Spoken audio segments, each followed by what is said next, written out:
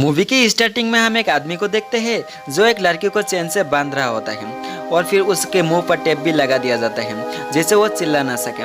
और फिर scene shift हो जाता है और फिर हम एक कपल को देखते हैं जो ऑफिस जाने के लिए रेडी होता है और फिर हमें पता चलता है कि उस लड़की को उस कार में से बांधा गया है और वो कार चलने पर वो भी उनके कार के पीछे घिसटने लगते हैं। और फिर उस कपल में से वो लड़की उस लड़की को देख लेता है इसलिए अपनी कार को रोक लेता है, लेकिन वो आदमी नहीं रुकता है। और फिर सीन शिफ्ट हो जाता है और फिर हम माइकल और जोनी नाम के दो फ्रेंड को देखते हैं और फिर उन लोगों के पास नील, रेसी और जैसल नाम के 3 फ्रेंड आ जाता है। नील और रेसी भाई बहन होता है और ये सभी लोग एक दूसरे का फ्रेंड होता है। और फिर हम जेसी के पास डेंटे को देखते हैं। डेंटे जेसी का बॉयफ्रेंड होता है और डेंटे जेसी को कहता है कि मैं एक कार बना रहा हूँ जिसे बहुत जल्द मैं तुम्हें वहाँ से घुमाने के लिए ले जाऊंगा, जिसे सुनकर जेसी काफी खुश हो जाता है। और फिर सीन शिफ्ट हो जाता है और फिर हम नील को देखते हैं जो अपने कंप्यूटर स्क्रीन पर वीडियो गेम खेल रहा होता है और फिर उसे एक मेल रिसीव होता है जहाँ पर उसे कहा जाता है कि तुम इस चैन का फास्ट लिंक हो।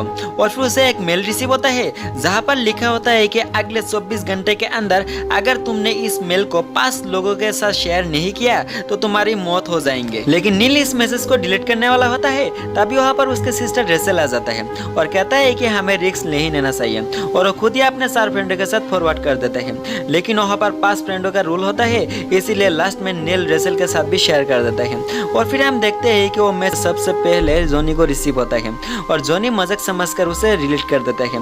और फिर दूसरी तरफ हमें रेचल, जेसी और डांटे को देखते हैं जो एक कैफे में बैठे हुए थे तभी वहाँ पर उन्हें मेल रिसीव होता है और लगे हाथ वो दोनों फॉरवर्ड कर देते हैं। लेकिन डांटे को मैसेज अपने कंप्यूटर पर रिसीव हुआ था जो घर पर होता है क्योंकि उसके पास फोन नहीं होता है। दूसरी तरफ हम जोनी को देखते हैं जो जिम पर एक्सरसाइज करने के बाद वॉशरूम में हाथ मुंह धोने के लिए जाते हैं और फिर पीछे से कोई आकर उसे मार देता है और वो बेहोश हो जाता है। ये वही सीरियल किलर होता है जिसे हमने मूवी की स्टार्टिंग में देखा था।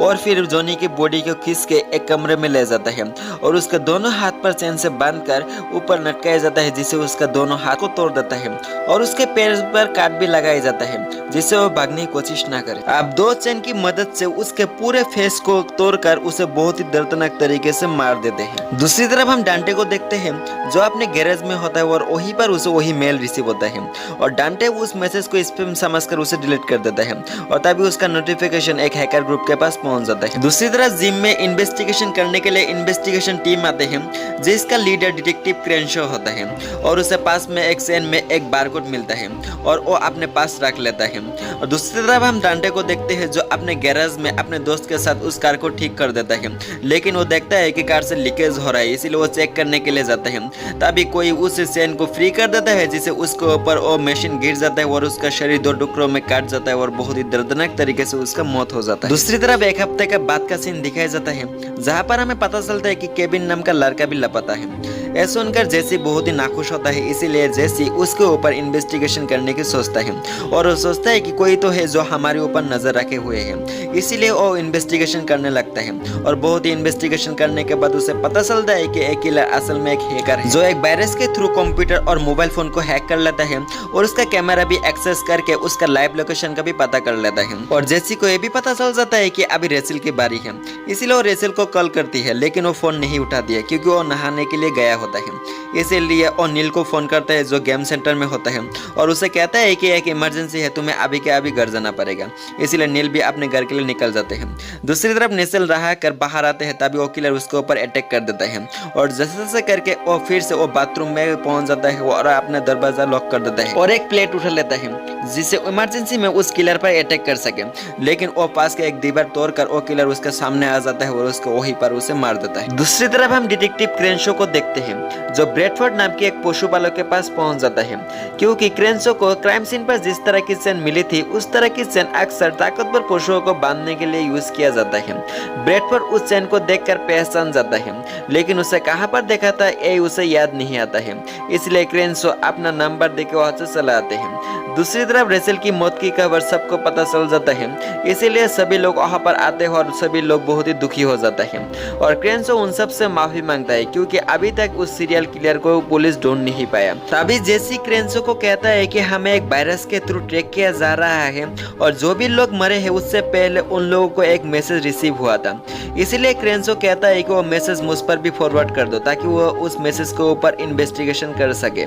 और फिर सीन शिफ्ट हो जाता है और फिर हम अगले दिन का सीन देखते हैं जहाँ पर जेसी नील और माइकल से गार्डन में मिलता है और एक दूसरे को कहता है कि हमारे डिवाइस पर वायरस है जिसकी मदद से हमें ट्रैक कर रहा है, इसीलिए हम अगर हमारे पुराने डिवाइस को यूज करना बंद कर देंगे तो हो सकता है एसएन लिंक बंद हो जाए।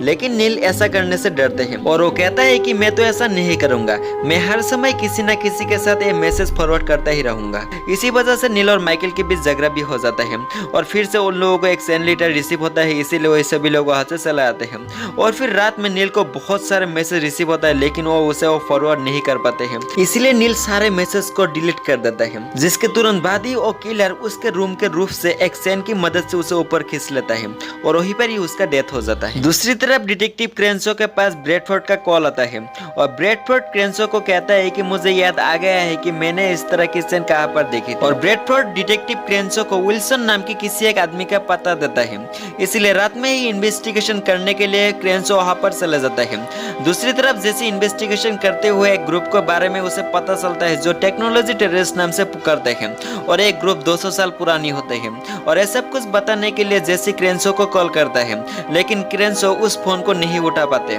दूसरी तरफ वहां पर इन्वेस्टिगेशन करते हुए वो केबिन को देखते हैं जो एक हफ्ते से लापता होता है। किलर ने केबिन को चेन से बांध कर रूफ में टांग के रखा था और केबिन क्रेंसो को देखने के बाद क्रेंसो से हेल्प मांगते हैं। क्रेंसो भी उसके हेल्प करने के लिए आगे बढ़ते हैं लेकिन वहां पर एक सेंसर लगा हुआ होता है। वो पास जाते ही वो जल जाता है और जलकर राख हो जाता है।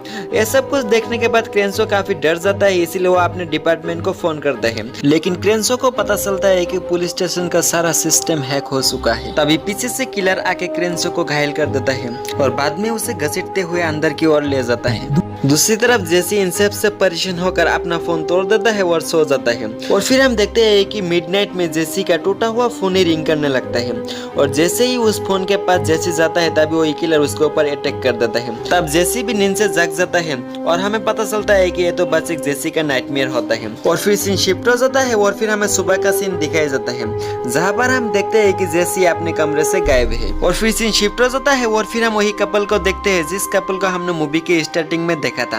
और तब हमें पता चलता है कि ये तो जेसी के पेरेंट्स हैं और वो बंधा हुआ लड़की जेसी ही थी। अब ये दोनों कार से ऑफिस जाने के लिए निकल जाते हैं लेकिन वो लेडी जेसी को देख लेता है इसीलिए अपनी कार रोक लेता है। लेकिन वो आदमी आगे निकल जाता है जिससे जेसी की बॉडी 2 टुकड़ों में बढ़ जाता है और वो भी सैन मेल का शिकार हो जाता है। और यहीं पर ही इस मूवी का एंड हो जाता है।